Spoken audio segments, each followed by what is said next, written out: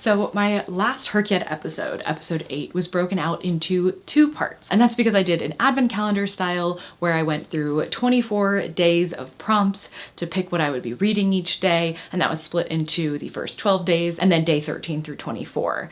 However, that does mean that there is some time in December that I haven't covered as far as my reading goes or as far as HRCYED goes. So that's what this video is for.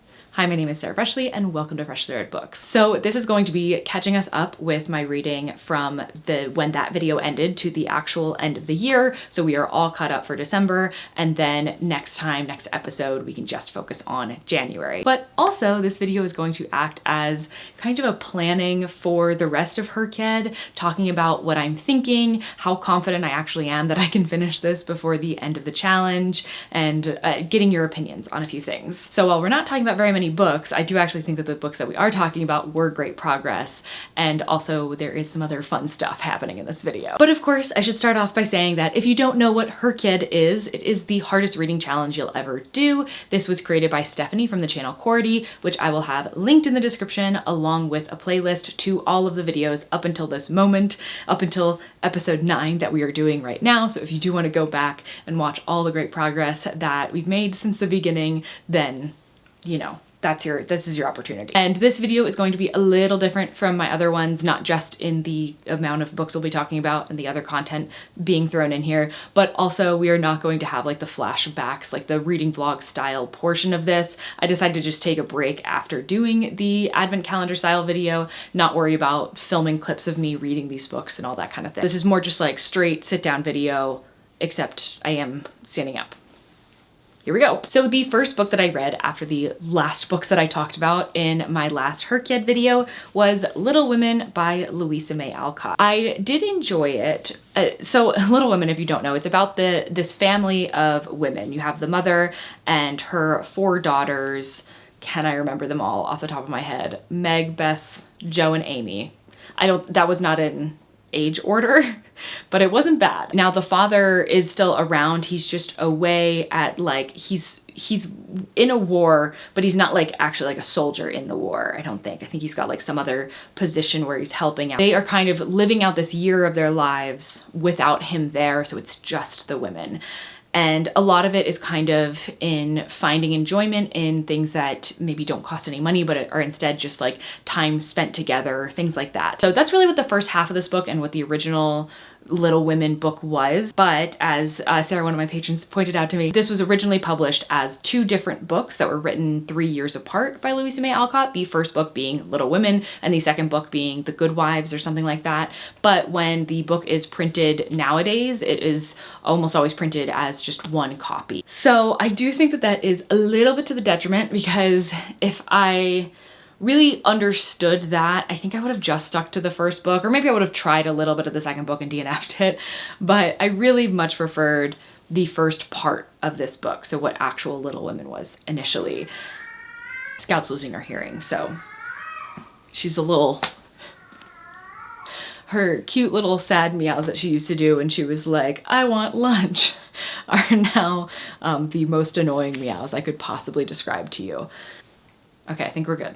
And that first part is that year that I described, like the year without their father being there. The second part goes beyond that.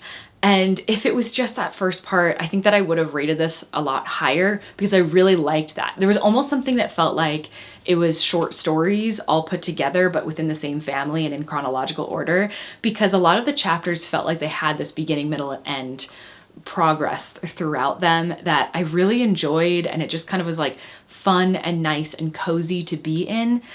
But then when we got to part 2, there was just, I don't know, some parts in it that I just felt like weren't super necessary. It focused a lot more on the women as women of the time period, which like obviously that was the time period. Like we know that women did not have rights and everything. There were very specific things that they aspired to be that are very different from what we have the ability to aspire to today. So like it's not a surprise, but it just wasn't really a huge factor in part 1, which I think really helped. And then once it was a really huge factor in part 2, it was just like, not as fun. Not as fun to be reading. Didn't feel like it stood the test of time as much as part 1 did, is maybe the better way to say it. So overall, I ended up giving this 3 stars. I think it was like middle of the road as a whole book, but if I were to recommend it to somebody that had never read it before, I would say part 1 is super worth it. And then, you know, you can decide for yourself if you want to go beyond that. I know there is like a sequel called Joe's Boys. I'm not going to read that. Also, there were certain ways that some characters turned out that I just really wasn't thrilled with. I preferred the first part being like, and who knows where it goes. That was good for me. I wish I didn't know where their lives ended up, honestly. So HRCYED-wise, let me stand here so I can put the bingo board here. This is where we were at the end of the advent calendar, like reading challenge style thing I did. Little Women, I am using toward the adaptation challenge as my web series adaptation. So this was adapted into, it's actually a group that did like a long time ago, many years ago, they did an adaptation in a web series for Pride and Prejudice and also for Emma, both by Jane Austen. And I loved both of those so much. And I always knew that they did one for Little Women, but I never watched it because I hadn't read Little Women. And now I am finally going to watch that. I'll link it in the description. And I haven't watched it yet, so I don't know how good it is, but I do really love the like renditions or the adaptations they did for the 2 Jane Austens. I think that that was really fantastic. So that brings us to 5 out of 8 for that square. And then also I'm going to be using this towards the alphabet challenge as the A book for Alcott, which is 18 out of the 26 for that square. Next, I decided to read Mistborn by Brandon Sanderson. I have been excited, tentatively excited about reading this, but also very nervous at the same time. This was actually my December TBR Spin book. So TBR Spin, if you don't know, is a year-long reading challenge that I do where you pick 12 books at the beginning of the year, and then every month we, on a live stream, spin the wheel, get a prompt, and then use that prompt to pick from that stack of 12 books. So that every month you're working through that. It's ideally supposed to help you get through books that are on your TBR. I think the prompt that we got was like a book that intimidates you. And the book that I had left, I think, was The New Jim Crow, which I feel like I could have kind of put into there, but intimidation wasn't the right word for that book, I don't think. And so I was trying to think about a book that does intimidate me, and all I could think about was just like very long books. But then I remembered that Mistborn, because I knew it was going to be my first Brandon Sanderson that I read, it was intimidating because I was trying out this author that is like talked about so much. And it's a long book, and it's the start of a series, and like the start of a world, really. So in many ways, it was intimidating, and I had such a great time reading it. So you're in this world where there is like ash that it constantly falls from the sky, and like there's nothing green anymore. There's no like green plants or anything like that anymore. And you're in this very repressive society where you have these like noblemen and these noble houses that are very well off and live like very good lives. And then you have basically everybody else, or the ska is everybody else in the town, and they have to kind of struggle to make ends meet. They are scared to go outside at night because that's where the mists are, and you don't even really know if the mists are like a real thing to be scared of or just something that's like kind of used as a method of control for the higher ups in society to like keep everybody inside. It's got a great atmosphere, and immediately I knew it was going to be one of these stories of trying to break down this system. And that's one of my favorite things in a fantasy, which is great because a lot of fantasies follow that plot line. Then we have these Mistborn, which are people that have like this specific magic ability that works with metals. So some people are mistlings, and so they can do a couple of things with these metals, or they can really, I think, just use one metal in 2 different ways. But Mistborn can use all the potential metals in both ways that they are able to be used. So we really have 2 main characters that fit into this. And there are people, there are many, many people that don't have magic at all, but the Mistborn are supposed to not exist. Like the higher ups in society want to get rid of them. I keep calling them higher ups because I can't remember the specific names for like the types that they are. But they're even like higher than the noblemen. Oh, and there's this guy that like you don't know if he's like an actual god or not, and so there's a lot of like cool intrigue that borders on this like fantastical, and you don't know which things are actually a part of the fantasy world or which things are just done to keep all these people in control. It's very neat, and I'm excited to continue on to the next book. I am glad we didn't get like a huge cliffhanger at the end of this one, so I'm not dying to start the next one, which is good because I do have other reading going on, and I don't think that this really helped me very much in the challenge. I mean, it does because I moved some stuff around, but otherwise it wouldn't have helped me if I didn't move things around for it. Oh, and I didn't say, I gave this a 4.75 stars. It was almost a 5-star book. There was just one thing that really got to me that I can't talk about at all because it is a massive spoiler. So, sorry. So HRCYED-wise, this is going to go towards the alphabet challenge for B for Brandon. That is already being used right now by Six of Crows. So I'm moving Six of Crows from B to L for Lee in Lee Bardugo. Then I already have Crooked Kingdom there, also by Lee Bardugo, which I'm moving into C for Crooked.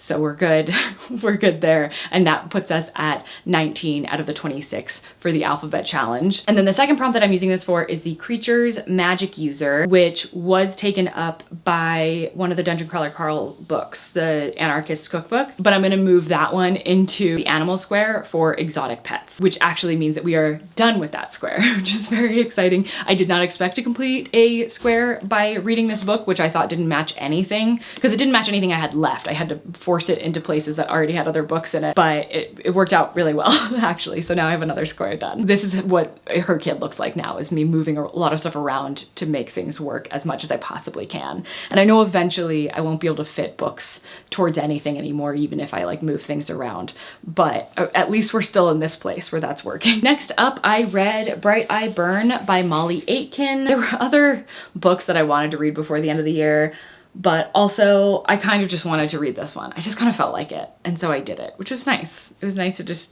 give myself that. And I knew that it was a book that I wanted to read for her kid anyways, which we'll talk about when we get to the prompts. But Bright Eye Burn is about this woman. Ooh, do I remember her name? I do not. Alice. This is the problem with not reviewing these like right after I finish them. But this follows a woman, Alice, in Ireland. She's a very specific kind of character, especially for the time period that this is. This is set in the 13th century in Ireland. So she is the daughter of this innkeeper. Because of that, she is pretty well off. Like the inn does pretty well. And so even when her father passes away, it still does well, but she does need to, because she is a woman, she needs to like always have a man with her. Like she always needs to be married to a man, and her husbands do die. There is like kind of this suspicion about her. Let me see the way that they say it, because I don't want to like spoil things. But as her riches and stature grow, so too do rumors of her private life. By the time she marries her fourth husband, the previous 3 have died. A storm of local gossip and resentment culminates in a life-threatening accusation. Really, the book, it focuses on like moving through these marriages that she has, but she needs to have in order to be able to continue holding on to what is rightfully hers, but legally not so much because she is a woman. This book does a cool thing where it's like you have the different chapters, but also you have these little breaks where it's other people talking and they're unnamed. You don't know who they are. You don't even know if it's the same people from the different times that you see this, but they are just kind of spreading rumors or talking about rumors that are going around about Alice. So you get more of the impression of what the townsfolk are like, which actually works out really well because Alice herself doesn't super care about it. And so she alone doesn't mention it much, especially at the beginning. Like it becomes more unavoidable as time goes on and affects her life more and more. But for a while, you don't get that. And so the only sense that you get that other people are talking about her is if somebody in her life happens to say something to her about it, or these like little rumors that are going around, or these passages that it shows, which is pretty cool. This one I ended up giving 3.5 stars. I liked it. I don't think it was like anything spectacular. I do think at the beginning of the book I was more into it. It is a bit lyrical, which sometimes I struggle with, and I do think I did struggle with this book at certain times, but overall I still think that it was a very like positive reading experience and fun to read Alice, who is a very like particular kind of character. As for the HRCYED challenges that this goes towards, I'm going to use it towards the Heritage Months challenge as the women's history book. That brings us to 7 out of the 9 for that square. And then I'm also going to be using it for the Become the Avatar challenge as the fire book, because we do have fire on the cover, which does mean that we have finished another square on the board.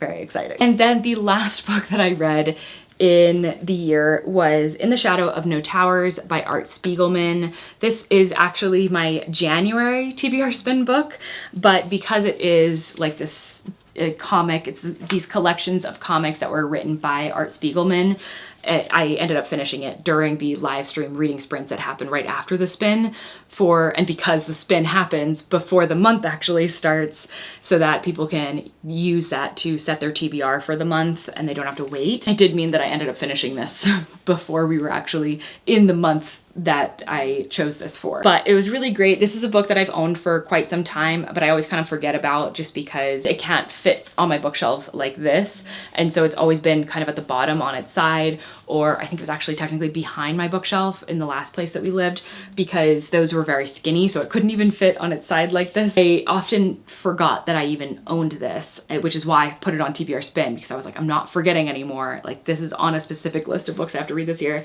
And then it came up first. And Art Spiegelman, if you don't know, is the author of the Mouse series. I think it's just 2 volumes, right? So calling it series doesn't sound quite right, but it is about the Holocaust, which Art Spiegelman's father went through. And then this one is about 9/11, the attack on the Twin Towers, and those coming down, which Art Spiegelman himself lived in New York for and actually witnessed. And it does allude a lot back to the Holocaust and conversations with his father and understanding his father, even just a little bit more, still not understanding like fully what his father went through, but by going through something so tragic, it still impacted his view on himself, on the world, and his father, and like what his father had been through. So this is just a collection of, Art Spiegelman did a series of comics that were in different newspapers and things. And so this is all of those put together. And then at the very end, we get this section which talks about the history really of comics, like in newspapers and everything. And then we have references to these comics that are by other people that are being used to tell this history. So only about half of it, a little over half of it, are the comics themselves from Art Spiegelman, which was definitely my favorite part of it. I ended up giving this 4 stars. Overall, it was really great, and I think it shows like a lot of the heart behind it, but then also what it's like, the grieving process after something like that happens, and how hard it is to return to like life as normal. As far as what this goes towards for HRCYED, I am using this towards the Heritage Month Square as the Jewish Heritage book, which did have Tomorrow, Tomorrow, and Tomorrow in it. I'm gonna move that now into the garage sale books, which was to read 3 books that you got from a garage sale, or not necessarily a garage sale, but like from somebody else secondhand, but like an individual consumer secondhand. So now I have 2 of the 3 for the garage sale books square. And then I'm also using it towards the alphabet challenge as my iBook for In, and that brings us to 20 of the 26 books for the alphabet challenge, which feels like we are getting close to the end of that one, which is definitely, you know, you have to read the most books for that one. Okay, so that is the update. That's where we are at the end of 2025 for this challenge. I did also end up putting all of these into Storygraph. I have a specific challenge that I added for myself since I'm doing a combo of version 1 and version 2 of HRCYED. I made one that is specific to me. There are some people that are using it, which is pretty cool, but it is more specific to what I'm doing, since I do have kind of an amalgamation of different challenges from it.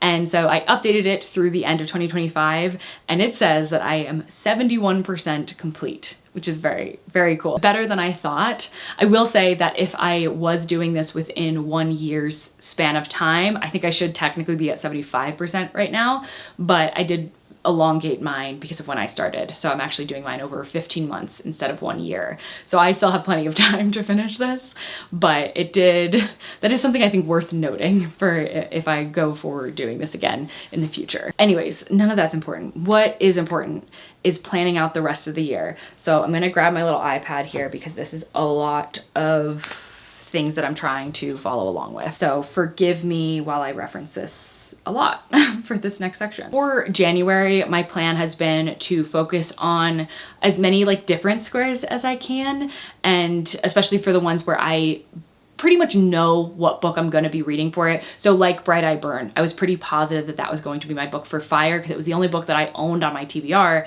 that had fire on the cover of it. So I just like knew that that was going to be it. And so there's a few other books like that and a few other squares like that on the board. And so that's what I wanted my January focus to be. I thought it would be a great way to like start off the year. And also there's a lot of books on there that I'm very excited about reading. So it kind of works out well anyways. I did end up doing a TBR video for my Patreon, and I think that I'm going to continue doing that. If I'm not doing a TBR here, which I don't do when it's just a straight TBR, I do it more when it's like I choose it in a fun way or something like that. Then I think that I'm gonna have those be on Patreon just because I am starting to actually think more what I want to read in a month. I'm not sticking to it exactly, like I do have some leeway, but it is at least helping me to plan out because we are getting to the end of this challenge and I do need to think more about what I'm reading in order to make sure that I can finish it. It's still fun. It's still fun doing it that way. Like I'm still having a good time. I've already read a couple of the books that were on that TBR and it's been a spoiler alert, I've had a great reading time so far in January to the point that I actually cannot believe how well my reading has gone so far. Almost no misses. One potential miss. But we'll talk about that next month. Outside of January, I'm thinking of potentially doing another video like I did previously where I spun a wheel of HRCYED prompts and then I picked books that way for a TBR, and then that video would of course be on my YouTube channel. Let me know if you'd want to see one of those again and have that be kind of directing my reading for that month. Or if you would like to see more, I focus on like one square at a time until it's done. I think that that could also be fun. Or both. You could also ask for both. That one probably wouldn't have a TBR video at the beginning of that month, at least on my YouTube channel, but it would still be my focus and we would talk about that in the wrap-up portion for that month. So you let me know which of those you would prefer to see, or if you have other ideas for fun ways as we're getting closer to the end of this challenge. Now let's talk through my plans for the rest of HRCYED. So we're gonna go square by square of the squares that I have left to read for and talk very loosely. I'll mention maybe some books, but I'm not gonna mention all the books that I'm gonna read because that's no fun. Like we need some surprise in there. But I'm going to talk about some books and basically whether or not I have plans, if I need help finding books, that kind of a thing. Starting with the alphabet challenge, I think the only really truly difficult letter that I have left is Q, which I do have plans for this month actually to read. I do feel okay there, and for the square in general. I also think I'm pretty sure that I know what I'm gonna do for O, U, and Y, which leaves just T and G left. And I don't think that those are gonna be hard. So I think I'm doing okay. Then for blurbed books, this is also an upcoming focus of mine, but I do obviously already know the exact books for this one because I knew as soon as I chose the book that is blurbed what the other books were gonna be. This challenge, if you don't remember, because it's been a long time since we really talked about it, is you have to read one book that has been blurbed by other authors, like on the cover or inside cover or whatever, and then you have to read 3 books from the blurbed authors. The book that I chose is The Only Good Indians by Stephen Graham Jones, which was blurbed by Grady Hendrix, Tommy Orange, and Carmen Maria Machado, who I all had books from for my TBR, on my TBR. And so I had read The Only Good Indians already. Obviously, that was my favorite book of 2025, if you didn't know. So really great that I read it. And then I also have already read the Grady Hendrix. So I just have the Tommy Orange and the Carmen Maria Machado left for this square. I might have already read one of those. Who's to say? It's weird because I took these notes before I'd done any reading in January. So some things have like changed a little bit like in my mind, but I don't want to like talk about it until our next video. And then for the garage sale books square, I have 3 books left that I can choose from that I got from that person on Facebook Marketplace. These are The Measure, The Golden Couple, and The Poisonwood Bible. And at this point, I'm mostly leaning towards The Measure, just because it sounds fun right now. Although it's been a minute since I've read like a true like thriller mystery book. So it's possible that I get swayed in that direction. Okay, the last 12 years.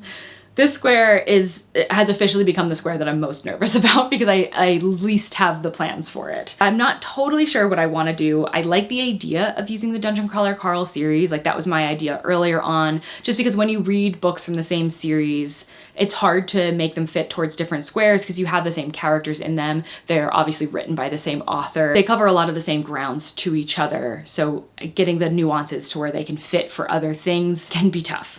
So I figured I would use it towards the last 12 years because one came out every year since 2020. However, it's getting to be a little bit too tough to really fit that into my reading, especially because it likely doesn't work towards another prompt that I have on the challenge. So I think that I'm going to continue this pause that I have with Dungeon Crawler Carl. No promises that like 1 month I might just pick up the next book, but I think that I'm gonna try reading outside of those. On Storygraph, you can look through your entire owned TBR. You can filter it to just your own TBR, and then you can filter by year. So I've been just putting in the year that I need to read from and seeing what I have on my TBR, which leads me to one thing that I think that I might be reading for this, if I do really truly want to stick to my TBR specifically, is the Broken Earth trilogy by N.K. Jemisin, because The Stone Sky, this is the only book that I own on my TBR that was published in the year 2017.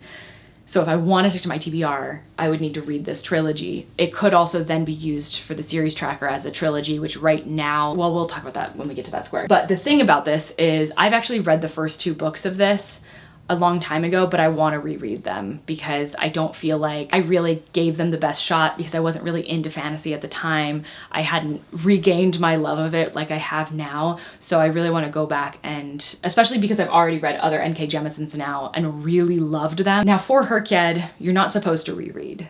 Those books aren't supposed to count. However, there is a point system that exists and you can use the points that you gain to count a book that is a reread. And there's a few other things that you can count that for as well. I don't talk about it a ton on my channel, but I do talk about it on Patreon. I have one video where I went through and up to that point figured out how many points that I have. So even with just those points, I think that I could spend those on both of these counting as a reread, working towards the challenge. So I might do that. But yeah, I also do need to do an update to that video because it's been a while since I calculated points. I'm sure that I have more now that I could be using. And then that would also work for, that would be the 2015, 2016, and 2017, all 3 of which I don't have.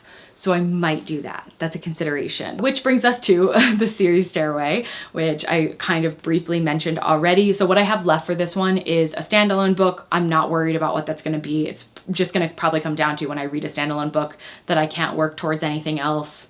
And even if I like rearrange things, then I'll just count it towards that square. And then besides that, I have the trilogy portion. So I've read 1 book out of a trilogy that I was counting towards that, which is Fool's Errand, I think, by Robin Hobb. That's part of the Tawny Man trilogy. That's the first book of that one. And I was planning on doing that entire trilogy for that. I do think that it's possible that I do Mistborn, the Mistborn trilogy instead.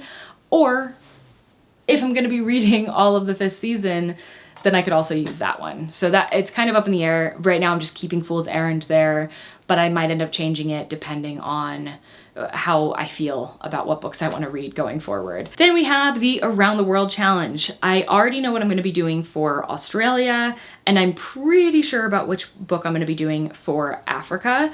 So those are my obviously main priority, but I do have a bonus to read a book set in Antarctica. So for that one, I have, which I've already talked about actually, The Narrative of Arthur Gordon Pym by Edgar Allan Poe. I think that's like 1 full novel that he ever wrote. So I do have that on my TBR in a collection of short stories and everything from Edgar Allan Poe. I might, just purely because it would work for the bonus for this, but it's not as high a priority. And then let's go to the Queer Rainbow. So one of them that I have left is Asexual, and I actually already did read a book with an asexual main character. I just didn't realize, because it's not super explicitly said, or I don't think it's explicitly said at all in the book, but I guess future in the series talks about that character. Like definitely they're not into anybody, but that doesn't necessarily mean somebody's asexual. It just means that it wasn't a part of the book, you know? But the author has said, and it does come up later in the series, so I think that I could use them for that, but I would just wait until I read something else that fit one of the other 2 prompts that book is towards, and then I'll move it into there. Or I'll read another book with an asexual main character and use that. Not quite sure which way I'm gonna go with that one yet. And then I already have a book on my TBR that has a trans main character, and one that I am super excited about reading. So I do think that that one's gonna be coming up pretty soon for me. Besides that, I have the Intersex. Originally I was gonna do Middlesex. However, it was brought to my attention, and then I ended up doing more research into it,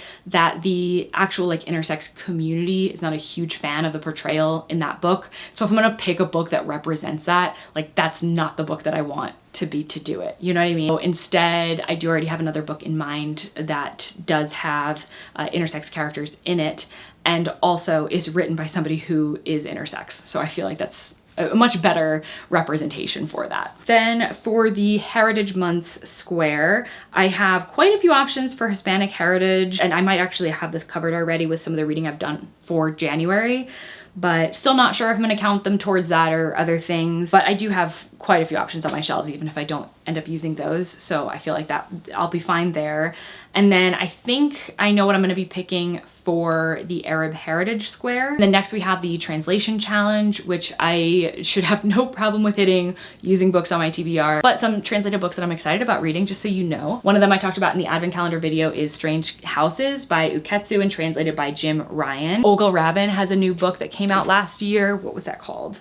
I wrote it down. It's called The Wax Child, and also the description seems really up my alley. I read her book, The Employees, years ago and really loved that one. I'm very sad that I think I did have a copy of it and I decided to unhaul it, and I wish that I hadn't because I still think about it all the time. But you know, that happens. When you're strict about what books you keep, every once in a while you have a book where you're like, oh, I wish I had kept that one. It doesn't happen often. Definitely still worth, I think, doing it the way I do it and getting rid of books the amount that I get rid of them. By get rid of, I mean pass them along. Get rid of them sounds like I throw them in the trash, and not like what I actually do, which is give them to other people, put them in little libraries. And then I do also have a Yoko Ogawa that I've been meaning to read. I've got some classics on here that are translated that I could use. Yeah, I should be okay. But the ones that I'm definitely the most excited for are the Olga Rabin and Strange Houses. There was a third one on that list when I started writing this, but I've already read it. So we'll talk about that again in the next HRCYED video. Next we have award season. So I just have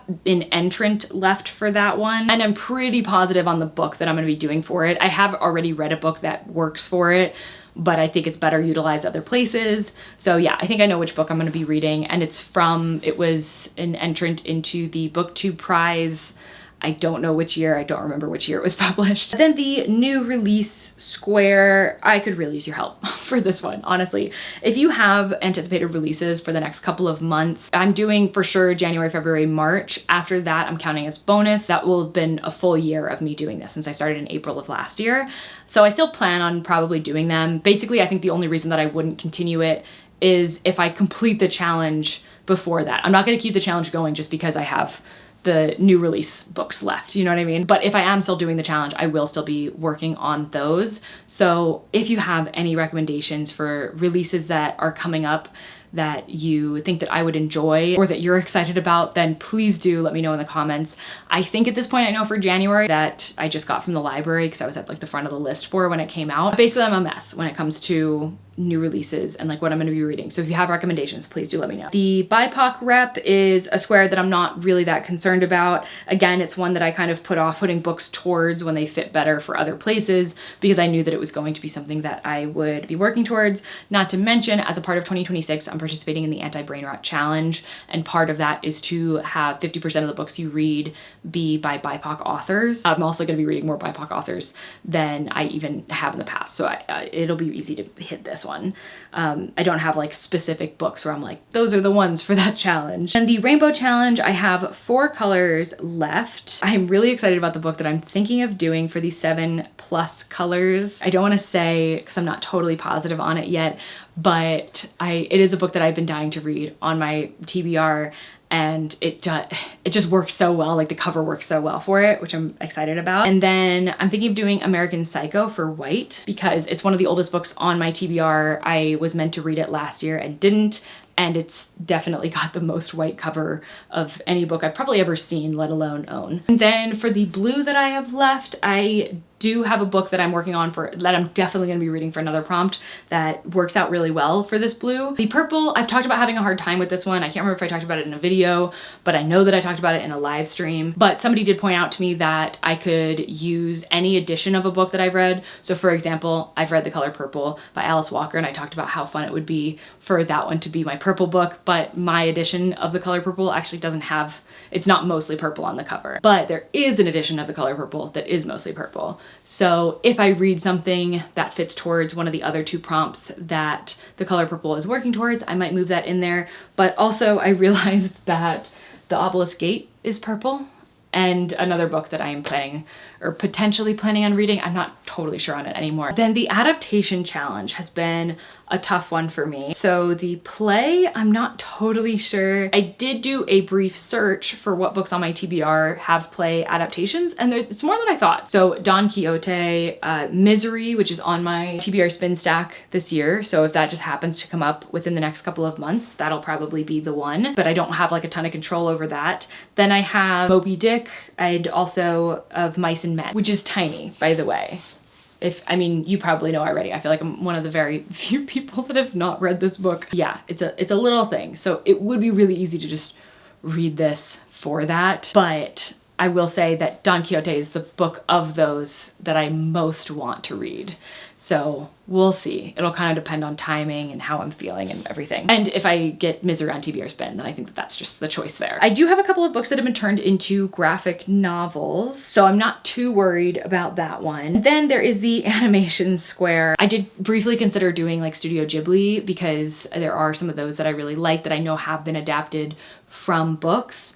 But then also I was thinking maybe I would do The Fantastic Mr. Fox, which was a book by Roald Dahl, and I have read it. But you can do like either you can read the thing that has been adapted or you can consume whatever the adaptation is. I haven't seen the movie, the Wes Anderson movie, so I feel like I could maybe just watch that and then that would kind of take care of that. But I'm still open to suggestions for that one in general. And then finally, our last square that has not yet been completed is the Creatures Challenge. I have just 2 left. So one of those, I'll go ahead and tell you, is going to be the Mermaid Challenge. I'm thinking of doing The Deep for this one by Rivers Solomon, which is from my TBR. And then I do have another book on my TBR that has werewolves in it. You might be able to see it right now. Can you? Yeah, it is in frame. So like you could put on your little detective hat and figure it out. But otherwise I'll keep the suspense. So that's it. That's everything that I have left for the challenge. And I'm feeling pretty good. I feel like I have a pretty good idea of most things. I think the squares that I have planned the least for are probably the translation and BIPOC. I have a lot of choice for them. So even if they're like my last squares that I really focus on, then I still have a lot of freedom to choose whatever I want when I'm reading for those, because I just have more options on my shelves than for like other squares. And then outside of that, I would say maybe the last 12 years I've not done a ton of planning for, and I've started thinking about more. It just kind of was a thing that I ignored and only thought about in regards to the Dungeon Crawler Carl series. But as we're getting closer to the end, I do know that I need to think more about it. That is for future Sarah, because I do have my little TBR that I've set for myself this month, and I've been very much enjoying reading through it. So I'm so excited, honestly, to talk to you about my January reads when that video comes up. And otherwise, I just have a lot of fun videos planned in general for like beginning of the year goal stuff, lots of fun stuff. So I hope that you will stick around for those videos, continue watching me on this channel, and just thank you again so much for a fantastic year of reading, for the 9 months that I've done of HRCYED already, which is crazy to me, but it's been so much fun. I honestly can't see my reading experience not having HRCYED be a part of it anymore. Like it doesn't even seem right anymore. Like this just feels like my normal, which is nuts, because when I first started the challenge, I was like, that's crazy. Like I'm gonna do it, but it's crazy. So thank you so much for sticking around and for having as much fun watching me do this as I'm having doing it. But anyways, I hope that you enjoyed this video. If you did, please do consider liking and subscribing. And if you wanna follow me in more places, I am over on Storygraph. Like I said, there's the challenge for this on there. The TBR Spin Challenge that I mentioned is also on there. So if you can't make it to the live shows, I put the prompts right up there, and then you don't have to scrub through the recording of the live show later. I'm also on TikTok, Instagram, and Patreon, but really this is my main platform. So I would just love to have you subscribe here so I can see you back for the next video. Bye. So I'm moving that into L. Wait, could I have just moved Crooked Kingdom into L? I don't know what's happening. Because Six of Crows couldn't have been in C because crows is later in the word. So why? Oh, okay, wait, okay, never mind. Go back, cut all of that.